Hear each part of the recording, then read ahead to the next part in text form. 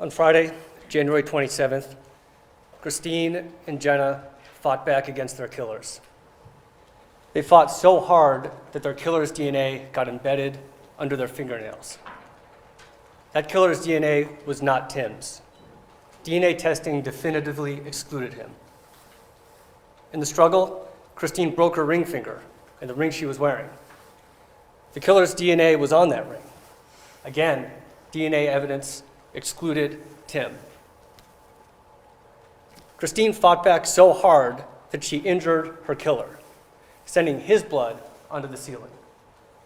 Again, that DNA was not Tim's. Tim did not kill Christine and Jenna. Tim was not told to kill Christine or Jenna. And Tim did not have any motive, any incentive, or any reason to kill Christine or Jenna. Despite evidence that points away from Tim, despite the lack of physical evidence and the absence of any motive, the state will ask you to convict a man for murders he did not commit. Tim is not guilty. This will be a long case. And at the end, you're going to have a lot of questions. Questions that aren't trivial. Questions that are serious and fundamental, that any person would want answered, especially in a case of this magnitude. Questions about the quality of the evidence. These questions are what reasonable doubt is. And the state won't have the answers to these questions.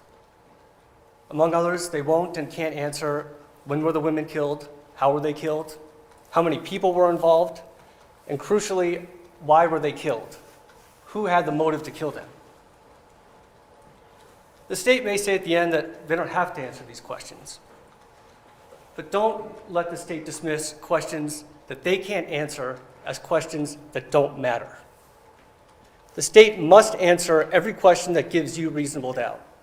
And when they don't, you must acquit Tim. The state's inability to answer these questions starts with the investigation. The police carried out a distracted and incomplete investigation. Their errors were so egregious that we had to stop the first trial more than 2 weeks into evidence. The state may tell you that that's all in the past. And in one important respect, that's true. What's done is done. There's no going back in time to conduct a thorough and focused and proper investigation. There's no transforming an unreliable investigation into a reliable investigation.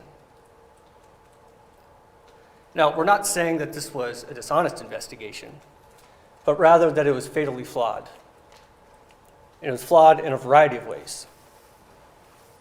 Throughout this case and throughout the evidence, you'll see patterns. The state didn't collect evidence that they should have. The state didn't test scientific evidence they should have. The state ignored leads they shouldn't have. The state trusted self-interested people and dubious sources that they shouldn't have. And based on that, they made choices and decisions about this case that they shouldn't have. The damage of those decisions resonates to this moment. The foundation of the state's case is weak, and most importantly, its orientation toward Tim is misplaced and wrong. It will not withstand your scrutiny. So, what's the broader framework of this case? Well, it starts with drugs. The state told you, each of you last week, that this case involves drug users and drug sellers. In fact, this case sits within a dynamic universe of people buying drugs to use them, people buying drugs to sell them, people selling drugs to buy more drugs, and most importantly, people striving to grow their drug-selling enterprise. Now, Tim himself had bought drugs, he used drugs, and he sold drugs for Dean. But he had no desire for bigger and better things in the drug world. In fact, one source of tension between Tim and other players in this case was his growing detachment from this world. He was seen as lazy and becoming unreliable. And that was a problem for the committed guys. Buyers were getting angry. Revenue streams were becoming threatened. And word about this was getting back to Dean, the boss, who texted Josh, the guy Dean saw as Tim's replacement, that Tim was, quote, being stupid, and that Dean wouldn't let it slide. So how did things get to that point? Well, it starts with Dean and Christine. They'd met a few years back in Florida, and Christine came to New Hampshire to help Dean with his drug operations here. In 2017, Dean also had a home in Cape Coral, Florida, where he spent most of his time running another corner of his drug business. Meanwhile, Christine was up here running the drug business in New Hampshire. She also had a legitimate side business of her own, selling secondhand items she refurbished. Tim had become friends with Dean and Christine, meeting Dean through going to music festivals. Tim would end up selling drugs for them to local people in the area. He would also look after the house when both of them were gone, and he often did errands or chores for Christine. At the time of the murders, he lived in Dover with his girlfriend, and his parents and brother lived nearby. Now, Dean and Christine were romantic partners as much as they were business partners. But by 2016 and 2017, both of those relationships completely deteriorated. Dean saw Christine as a disloyal, lying bitch. His words. Christine was getting in the way and jeopardizing Dean's drug enterprise. He couldn't wait until she was out of the picture, one way or another. 2016 is also the time that Josh Caldwell enters the picture. Now, Tim and Josh were from the same area and knew each other in the early 2000s through a mutual friend. They fell out of touch but reconnected in 2016. And at that time, people owed Dean drug money. People were in debt to him. And Dean wanted his money. He needed somebody to collect his debt for him. And that was a job that everyone knew that Tim did not, could not, and would not do. You'll hear that Tim is gentle and deferential, is not an aggressive guy. Tim introduced Dean and Josh in the fall of 2016. Josh seemed to fit the profile of what Dean was looking for, a go-getter. Now, you're going to hear from Josh. He's going to present to you today as a reformed man. But back in 2017, he was a leader of a motorcycle gang. Josh used drugs, he sold drugs, and people in that circle did the same. Josh didn't have a legitimate job. Not only was he in a motorcycle gang, but he was a high-ranking member. They were called the Mountain Men, and they're well known to law enforcement. Josh was the sergeant of arms for the club. He was responsible for keeping members in line, both inside and outside the clubhouse. Josh had power over who could be initiated into the group and who should be expelled. He was also a liaison to similar crews across state lines. He took his powerful role seriously. And there were strict rules amongst these brothers. That's how they called each other, including oaths to not speak to the police and codes of silence. Mutual fear amongst these brothers kept members in line. This was not Bible study. Ultimately, you'll see how quickly Josh abandoned this code to deflect suspicion and misdirect police in this case. But with the Mountain Men, he was deeply invested in making a career, his words, with them. On the other hand, Tim had no involvement with a gang or a club. He was not a member of the Mountain Men. He didn't even own a motorcycle. Tim is an artist. He liked to drink beer and liquor and play video games and listen to music.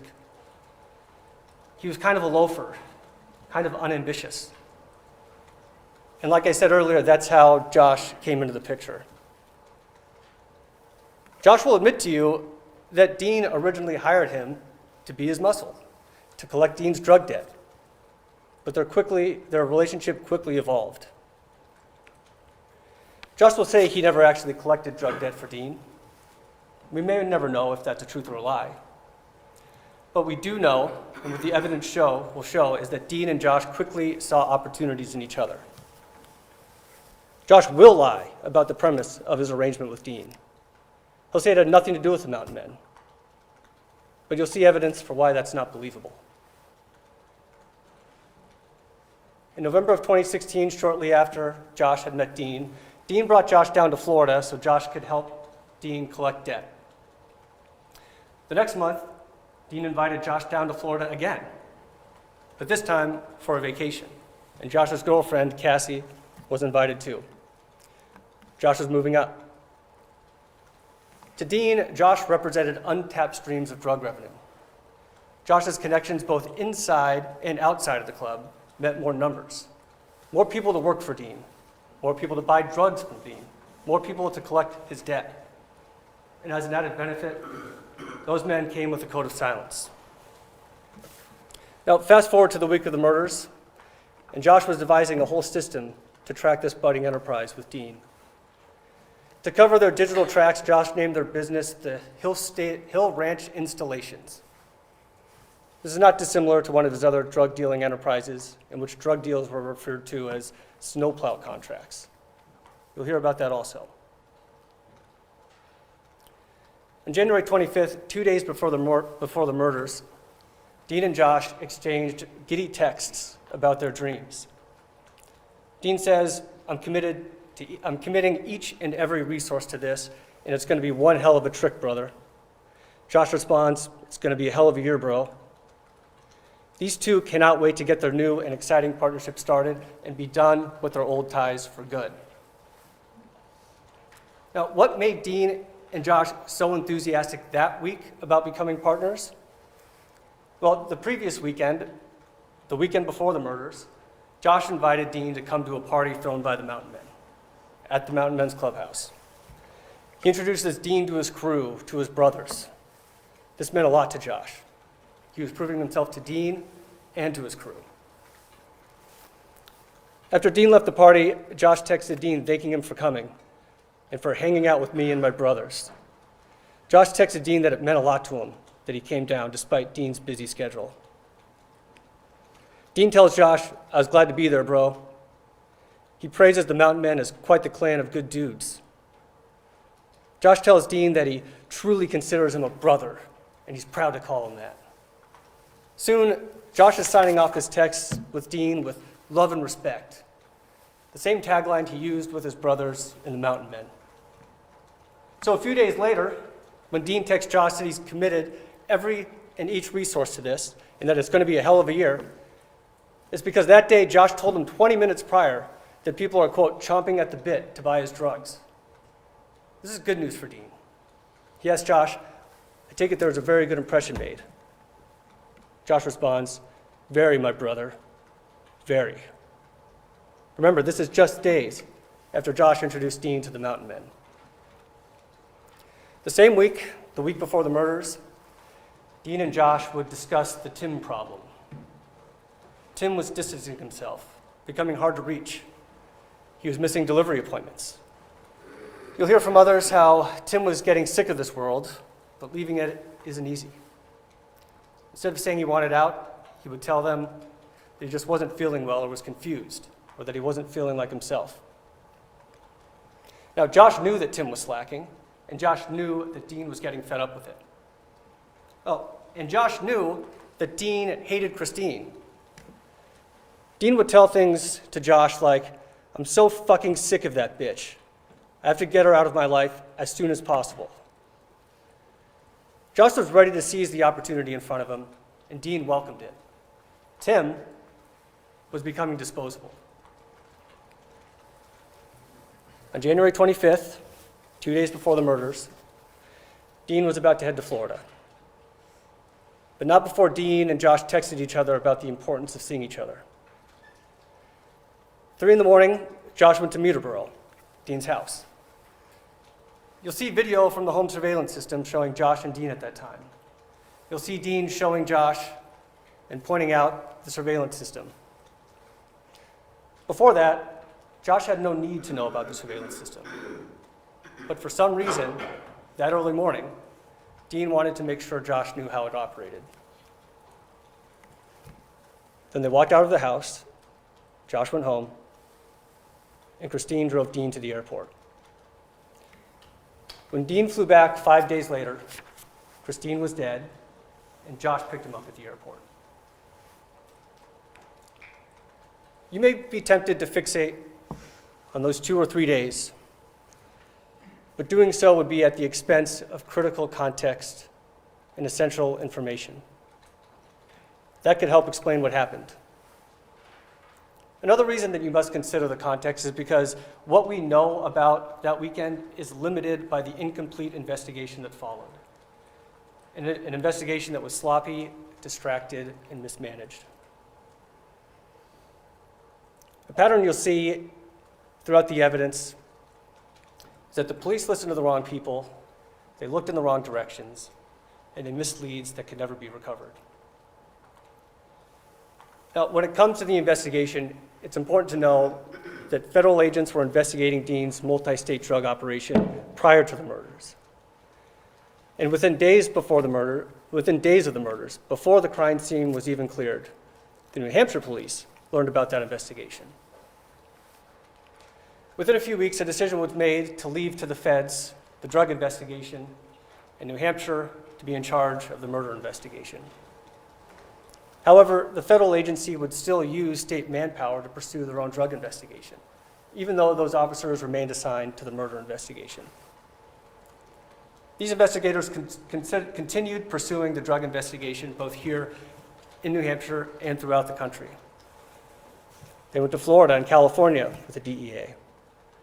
They repeatedly interviewed individuals in New Hampshire about the drug operation. They wiretapped witnesses to record conversations. And they dug up Dean's backyard with a backhoe 6 months after the murders. Remember, when it comes to the murders, you'll see they zeroed in on Tim almost immediately, and they got tunnel vision. They treated incomplete evidence as complete. And again, you'll recognize a pattern that they were steered toward Tim by individuals who had every incentive to lie, every incentive to divert attention away from them, and every incentive to get in good with the police. Over time, you'll see that leads were missed, suspects were ignored, and physical evidence was ignored. Ultimately, the disjointed investigation caused a mistrial in 2019. That's because the state's lead investigator failed to turn over a significant amount of evidence until the middle of trial. Mistrial means that there was so much non-disclosed evidence that the trial literally had to end so it could be sorted through. The bottom line is that a lack of professionalism raises a lack of confidence in the decisions and results of this investigation. Now, we're not saying that the police or the state were intentionally hiding anything. But if the investigation had been done properly, they'd be telling a different story. Now, you'll hear the state talk with confidence about their case. And we know their case didn't materialize out of thin air.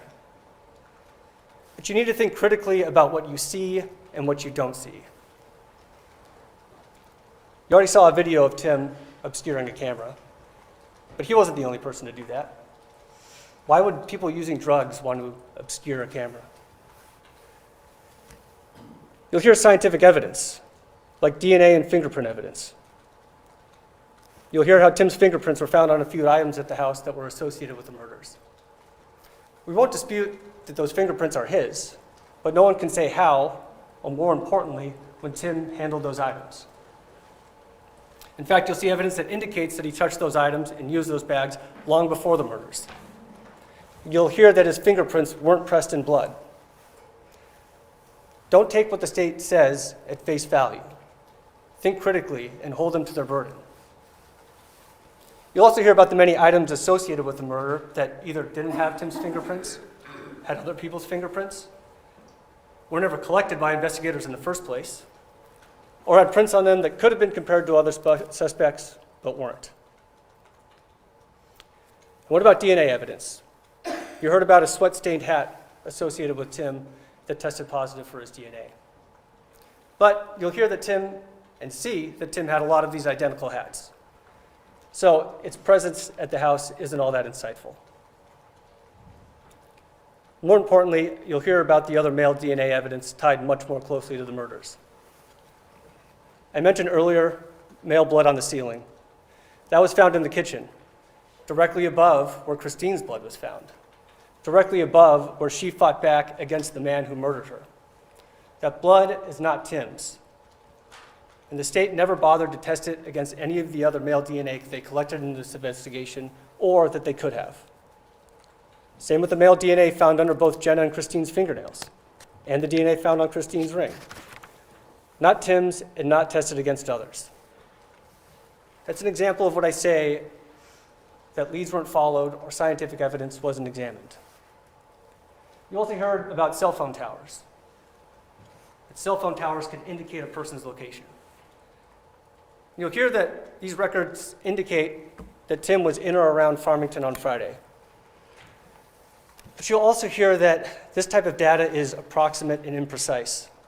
It wasn't created by phone companies to track locations. It just reflects which tower provided the strongest signal to a user at any given time. And where the strongest signal comes from doesn't necessarily mean that it came from the closest tower. This data will tell you where the signal was coming from, but it cannot pinpoint where it was going to. You also will hear about some of Tim's behavior, like he got a new phone that weekend. Again, this doesn't tell you that much. First, his girlfriend bought him that phone. You'll hear that before this, and you heard that before this, Tim had to buy prepaid phone cards. His girlfriend bought him this phone and put him on her plan.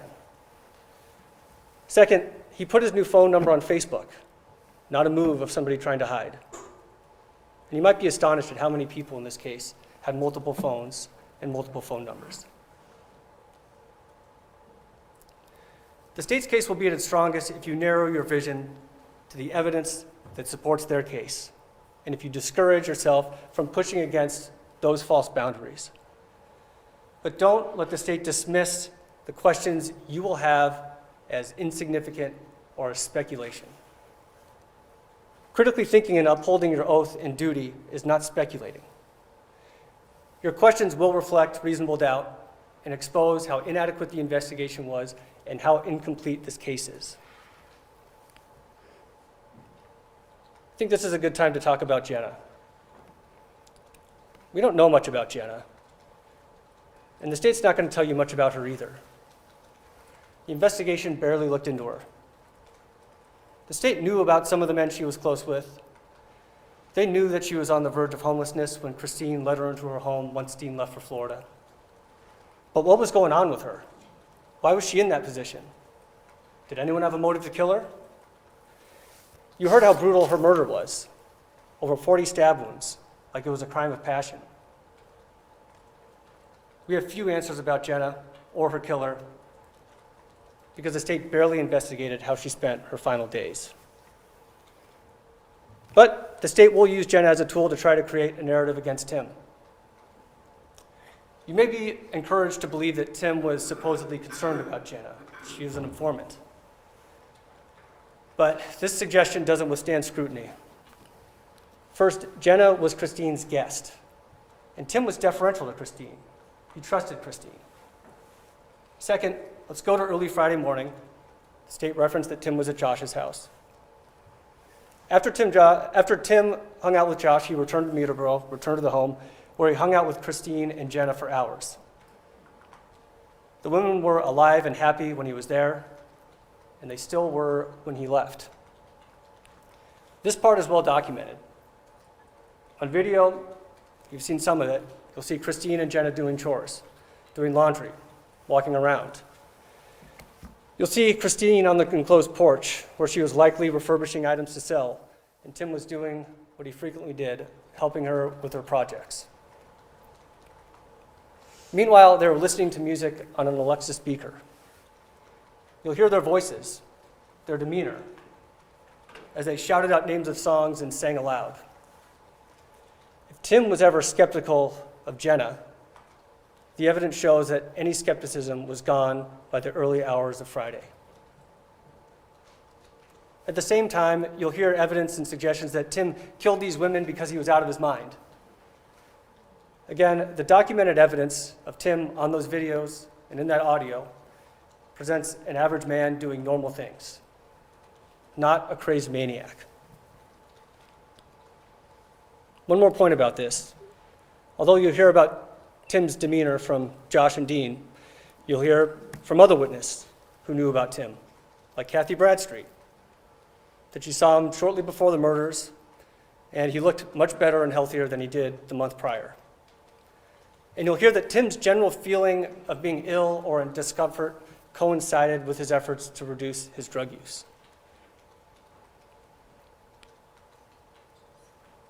Why will you hear suggestions about Tim losing his mind and becoming homicidal?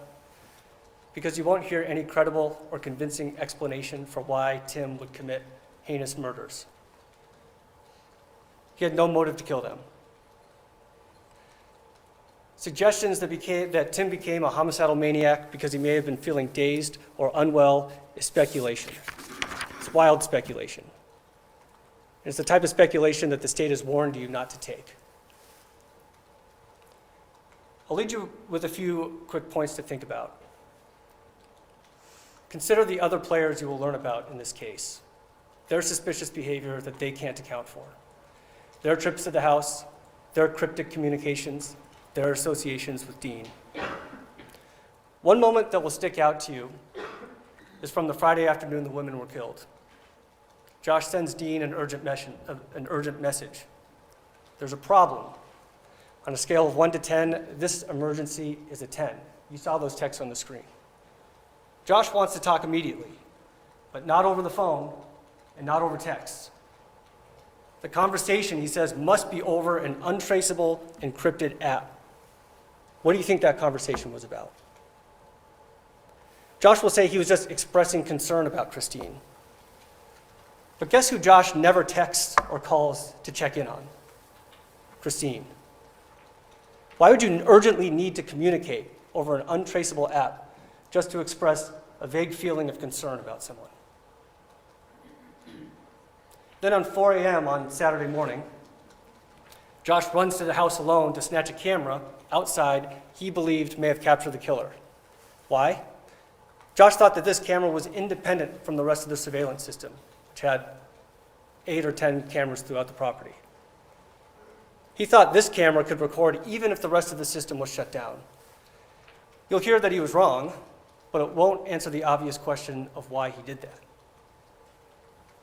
You also heard a little bit about the other people that went to the house that weekend at the behest of Dean. What were all these people not doing, including Josh and Dean when Dean finally arrived? They weren't calling the police, not for days. Finally, when Dean eventually gets to the house early Saturday morning, after spending 90 minutes in the car with Josh from the airport, he waited 2 hours before calling the police. Instead, he and Josh walked around the house. Dean took pictures of a bloody mattress and texted it to friends. Dean turned the surveillance system back on. It took 2 hours for Dean to call 911. At the end of the case, the state may argue that they don't need to prove exactly what happened, as long as they prove their case beyond a reasonable doubt.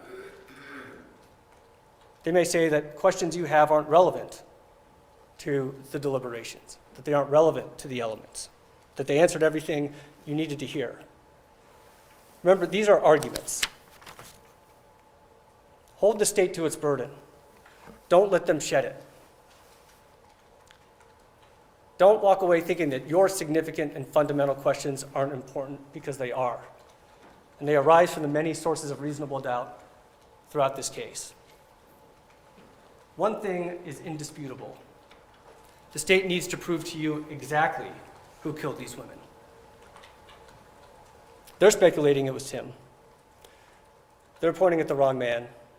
The evidence doesn't support convicting Tim. Tim did not kill those women, and Tim is not guilty. All right, thank you.